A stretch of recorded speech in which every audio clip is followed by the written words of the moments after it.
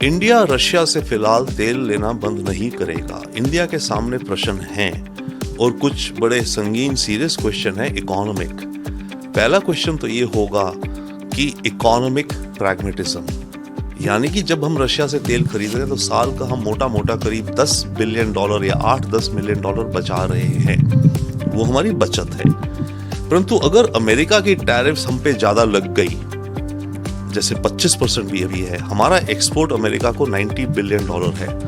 अगर ज्यादा बड़ी टैरिफ्स लगी इंडिया के ऊपर तो हमारा एक्सपोर्ट जो अमेरिका को है $15-20 बिलियन घट सकता है। तो इंडिया के पास तब चॉइस होगी इकोनॉमिक नंबर्स को अगर हम ले केवल कि हम 10 की बचत करें या ये $20 बिलियन बचाएं। वैसे में इकोनॉमिक लॉजिक ये कहेगा कि आप रशिया का तेल खरीदना बंद कर दो क्योंकि आपका 20 बिलियन 10 से ज्यादा है, उसका फायदा है। परंतु इस डिसीजन के ऊपर नंबर्स के अलावा बात है ऑप्टोपॉलिटिक्स की, जियोपॉलिटिक्स की, नेशनल सॉवरेनिटी की, इंडिया की छवि की, हमारी अपनी इंडिपेंडेंस की।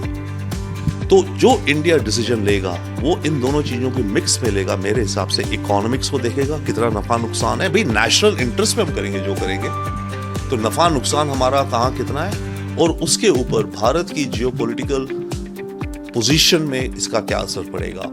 तो जो आउटकम डिसीजन होगा इंडिया का, आई थिंक इन दोनों चीजों द्वारा ड्रिवन होगा। हमारी इकोनॉमी देखिए, जो ये अमेरिका की टैरिफ्स है इनसे कुछ ना कुछ फर्क पड़ेगा इंडिया पर, उसमें कोई शक नहीं है। ट्रंप के आने से पहले जो अमेरिका में ड्यूटीज होती थी वो 2.5% होती थी।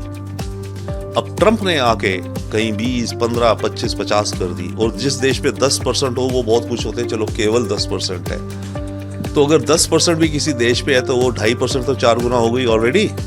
इंडिया पे भी अगर 25 ना होकर के 20 आ जाए, 18 आ जाए, 17 आ जाए, तब भी जनवरी से पहले के मुकाबले 6-7 गुना ड्यूटी बढ़ गई। जब ड्यूटी बढ़ेंगी तो आपका माल महंगा होगा अमेरिका में, आपका माल महंगा होगा अमेरिका में तो आपकी मार्केट इकोनॉमिक्स के हिसाब से थोड़ी कंस्ट्रिक्ट होगी।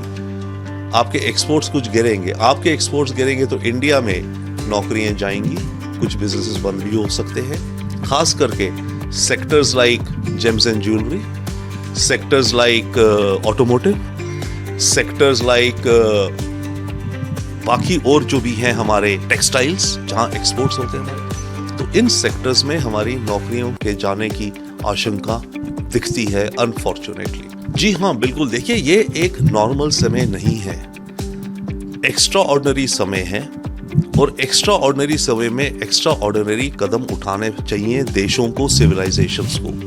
भारत के लिए एक उस तरह का वक्त है इस समय जहां अमेरिका की ट्रेड टैरिफ्स चल रही है, दुनिया भर की जियोपॉलिटिकल सिचुएशंस चल रही हैं। हमारे पास एक रास्ता है, एक ब्रह्मास्त्र है, अगर हम उसे ठीक से इस्तेमाल कर लें, और वो ये है कि इंडिया 1 साल के लिए, मैं लंबा नहीं कह रहा, 1 साल के लिए अपना जो वर्किंग वीक है 5 दिन की जगह हम 6 दिन कर दें।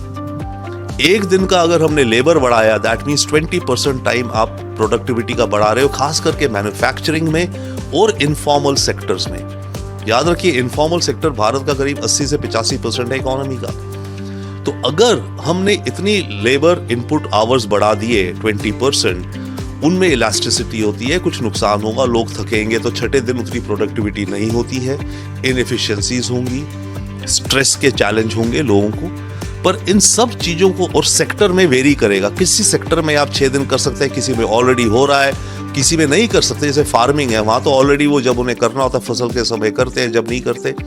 तो इन सब का मिला जुला अगर हम लेकर के भी चलेंगे तब भी भारत की जीडीपी 2% बढ़ सकती है 1 साल की। तो ये मौका है, दम लगा के हईशा, बेल्ट टाइट करें, जूते टाइट करें, नेशनल स्पिरिट, नेशनल कैरेक्टर को लेके हार्ड वर्क करें, और 1 साल में हम अपनी जीडीपी 1.5 से 2% बढ़ा सकते हैं। मेरा ये आह्वान है, प्राइम मिनिस्टर मोदी और उनकी इकोनॉमिक टीम इसको पूरा एनालाइज करें अगले 4-5 दिन में, और 15 अगस्त को इंडिपेंडेंस डे के दिन प्राइम मिनिस्टर मोदी ये एक संकल्प यात्रा देश को आह्वान कर दें।